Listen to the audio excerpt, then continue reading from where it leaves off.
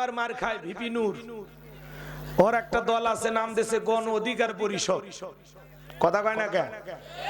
সেই ভিপি নূর গতকালকে টক শোতে এসে বলতেছে জগন্নাথ বিশ্ববিদ্যালয়ে ছাত্র শিবির পাস করাতে উনি দুঃখ প্রকাশ করতেছেন। উনি খুবই দুঃখিত, মানে ছাত্র শিবির পাস করা ঠিক হয়নি। কথা কয়, মানুষ যদি মানুষের মতো কথা না কইয়া অন্যের মতো কথা কয়, এদের ভাগ্যে কপালে মার খেলে আমার আগে আফসোস হইতো, এখন আর আফসোস হবে না। এ কথা কন না কে? ছাত্র শিবির জিতছে, আপনার সমস্যা কোথায়? ভিপি নূর ভাই চুলকানি কই? এ কথা কন না কে? ঢাকা বিশ্ববিদ্যালয়, জাহাঙ্গীরনগর বিশ্ববিদ্যালয়, রাজশাহী বিশ্ববিদ্যালয়, জগন্নাথ বিশ্ববিদ্যালয়, সব জায়গায় ইসলামের গণজোয়ার। কথা বলে ঠিক কিনা? মা বাড়ি থেকে কল করে মেয়েকে বলে, মা শিবিরকে একটা ভোট দেশ। কেন? কয় ওরা ভালো মানুষ, ওদেরকে ভোট দিলে ক্যাম্পাসে কোনো অস্ত্রের ঝনঝনানি থাকবে না, কোনো মাদক থাকবে না, মেয়েদের নিরাপত্তা দিবে। আল্লাহু আকবার কর। আর আমার নুরু ভাই এর মাথা গেছে। কথা কর, পোল্ট্রি বাস। ঈশ্বর চাচার বিকল্প, ঈশ্বর চাচা তো নাই। কথা কর না কে আপনারা? তাই ভিপি নূরের আছে গণ অধিকার পরিষদ। কথা কি বুঝতে পেরেছেন? আবার জুলাই যারা নেতৃত্ব দিল, হাসনাত আব্দুল্লাহ, সার্জিস আলম, এরা একটা দল গঠন করছে, নাম দিয়েছে এনসিপি, মার্কা হলো শাপলার কলি। আর একটা ছেলে দলের নিবন্ধনের জন্য জীবনী ছেড়ে দিছিল, নাম হলো আম জনতার পার্টি, অনেকে কয় আমতারে। তো এত দলীয় লোক যেখানে, আমি কি বোকা দলীয় আলোচনা করব? কথা কয় না। এই দিক থেকে যদি একটা দলের লোক গুতা মারে, ওই দিক থেকে আর একটা দলের লোক থানায় টেলিফোন করে, আমি হুজুরের অবস্থা ভালো না খারাপ? কথা বলে না কেন? এই যে শুনো, আজকের মাহফিলে বাংলাদেশের রাজনীতি নিয়ে কোনো আলোচনা করা হবে না। বলেন, বাংলাদেশের রাজনীতি নিয়ে কোনো আলোচনা করা হবে না। কথা কয়। তবে হ্যাঁ, আমি গোলাম রব্বানী যদি কোন রাজনৈতিক বক্তব্য দেই, এই পৃথিবীর শ্রেষ্ঠ রাজনীতিবিদ, শ্রেষ্ঠ রাষ্ট্রনায়ক, শ্রেষ্ঠ রাষ্ট্রপতি, শ্রেষ্ঠ সেনাপতি, শ্রেষ্ঠ বৈজ্ঞানিক, শ্রেষ্ঠ দার্শনিক, শ্রেষ্ঠ বাবা, শ্রেষ্ঠ নানা, শ্রেষ্ঠ স্বামী, শ্রেষ্ঠ আদর্শ, শ্রেষ্ঠ মহামানব রাহমাতুল লিল আলামিনের মদিনার আদর্শের রাজনীতির কথা বলবো।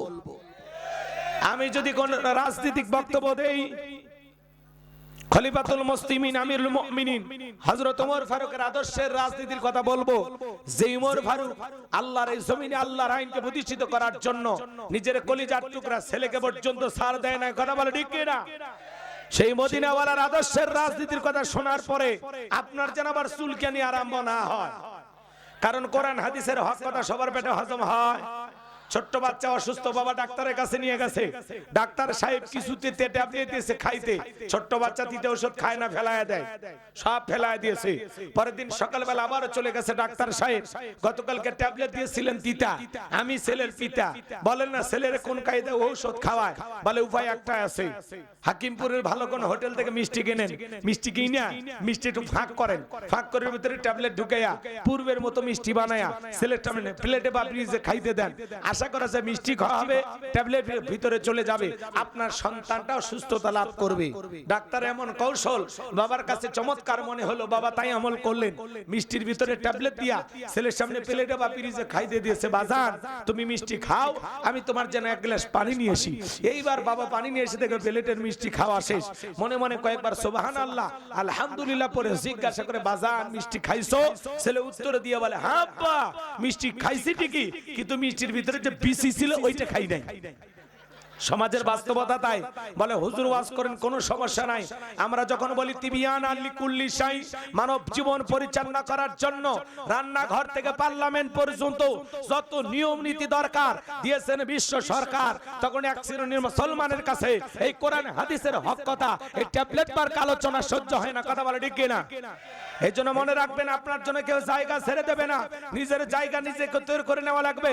এই পৃথিবীর জমিনে অসংখ্য নবী রাসূলের দাওয়াতি কাজ করেছেন, তাদের দাওয়াতি কাজে কাফের বেঈমানেরা বাধার প্রাচীর তৈরি করে দিয়েছিলেন। এরপরে আল্লাহর পয়গম্বরেরা শত বাধার প্রাচীরকে ভেঙে আল্লাহর জমিনে আল্লাহর পথে মানুষকে দাওয়াত দিয়েছেন। কথা বলে ঠিক কিনা? আপনারা আমার প্রিয় নবী কালেমার দাওয়াতি দিকে কোরআনের প্রচার করতে মার খেয়েছেন, রক্ত ঝরিয়েছেন, দানার মোবারক শহীদ হয়ে গেছেন। সাহাবায়ে کرام দ্বীনকে প্রতিষ্ঠিত করতে গিয়ে মার খেয়েছেন, রক্ত ঝরিয়েছেন, জীবন দিয়েছেন।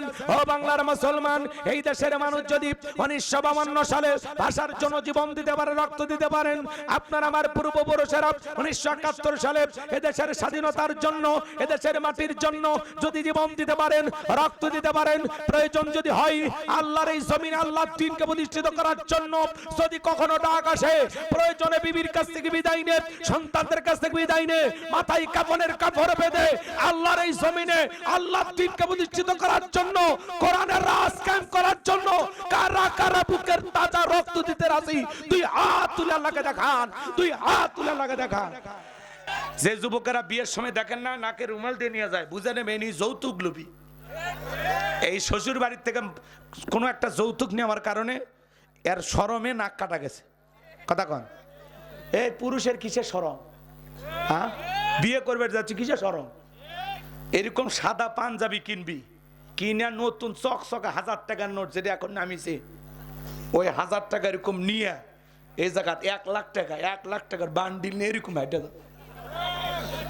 যায়া বিয়ের মুরব্বীরা যেখানে কাজী আছে লিখতেছে, হ্যাঁ হুজুর এরকম লিখতেছে, ওই জায়গায় যায় বিয়ের ওই পার্টিতে 1 লাখ টাকা লেন, 1 লাখ। বউ আমার নতুন নতুন টাকা দিছি, আমার বউ তুলে দেন, কবুল বলে বাড়িতে নিয়ে যাব। এটা হলো পুরুষ। বিয়ে করার আগে মহারণা রেডি করেন। কথা ঠিক কিনা? আল্লাহ যুব সমাজকে কবুল করেন। আরে মা বোনদেরকে বলে যায়, মহারণার টাকা না দেওয়া পর্যন্ত খবরদার। হ্যাঁ, রাগ করতেছেন আপনারা? আল্লাহ আমার মা বোনদের বুঝ দান করেন, জোরে কোন আমিন।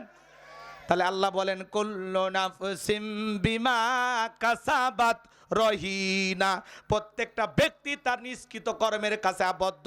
রান্নাঘর থেকে পার্লামেন্ট পর্যন্ত যা করেন, জমিন থেকে মাঠ পর্যন্ত যা করতেছেন, যেখানে যা করতেছে বাজান, দিনের আলোতে রাতের আধারে গোপনে প্রকাশ্যে আপনি যা করতেছেন, প্রত্যেকটা কৃত কর্মের হিসাব একদিন আল্লাহর কাছে আপনাকে দিতে হবে। কথা বলেন ঠিক কিনা?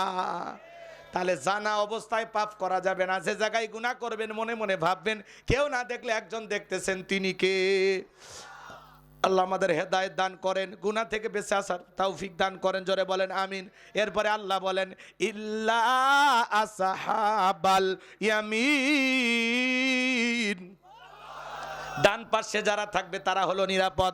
আমার আল্লাহ বলেন, ওয়া কুনতুম আজওয়াজান সালাসা ফা আসহাবুল মাইমানাতি মা আসহাবুল মাইমানা ওয়া আসহাবুল মাশআমাতি মা আসহাবুল মাশআমা ওয়াস-সাবিকুনাস সাবিকুন উলাইকাল মুকাররাবুন।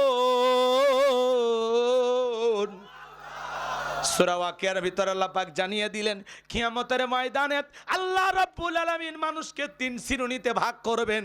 এর মধ্যে যারা ডান পাশে থাকবে তারা হলো নিরাপদ। ডানপন্থী যারা আল্লাহর জান্নাতে প্রবেশ করবে তারা বলুন সুবহানাল্লাহ। আমার আল্লাহ সেই কথা বলেন, ফি জান্নাতি ইয়াতাসাআলুন, তারা জান্নাতের বাগানে প্রবেশ করবে। একজন জান্নাতি আর একজন জান্নাতীর সাথে জিজ্ঞাসাবাদ করবে, আলাপচারিতা করবে, গল্পে লিপ্ত হবে। আমি আল্লাহর কাছে দোয়া করলাম, আল্লাহ আজকের মাহফিলের সভাপতি রোস্তম আলী সাহেবকে যে জান্নাত দেবেন, আল্লাহ ওই একই জান্নাত দয়া করে আমারে দেবেন। আল্লাহ যদি দয়া করে আমাদেরকে জান্নাত দেয়, তাহলে একে অপরের সাথে জান্নাতে দেখা হবে, একজন আর একজনের সাথে গল্পে লিপ্ত হবে। বলবে, আপনি গোলাম রব্বানী? জি। আমি ওই যে রোস্তম আলী, একসাথে ছিলাম দিনাজপুরে। জি জি। এই যে দেখেন, কবরে জীবন চলে গেল, বিচার দিবস চলে গেল, আল্লাহর ফয়সালা, আপনিও জান্নাতি আমিও জান্নাতি, আসেন আমরা জান্নাতের বাগানে বসে গল্প করি। সুবহানাল্লাহ। তখন জান্নাতের ভিআইপি বাগানে বসে একে অপরের সাথে জিজ্ঞাসাবাদ করবে, আলাপচারিতা করবে, গল্পে লিপ্ত হয়ে যাবে। সুবহানাল্লাহ। কোন আমি আল্লাহর কাছে দোয়া করলাম, আল্লাহ আজকের মাহফিলে যত নারী পুরুষ কোরআনের তাফসীর শোনার জন্য বাড়ি থেকে এসেছে, এই কনকনে শীতের ভিতরে আল্লাহ দয়া করে আমাদের সবাইকে আপনি একই জান্নাতে কবুল করে নেন। চিল্লায় এখন আমিন। আর একটু জোরে বলেন আমিন। আরো একবার বলেন আমিন। আপনার আমিন আর ফেরেশতাদের আমিন যদি মিলে যায় তাহলে তো গুটি লাল। আমার দিকে তাকান, কষ্ট হচ্ছে আপনাদের?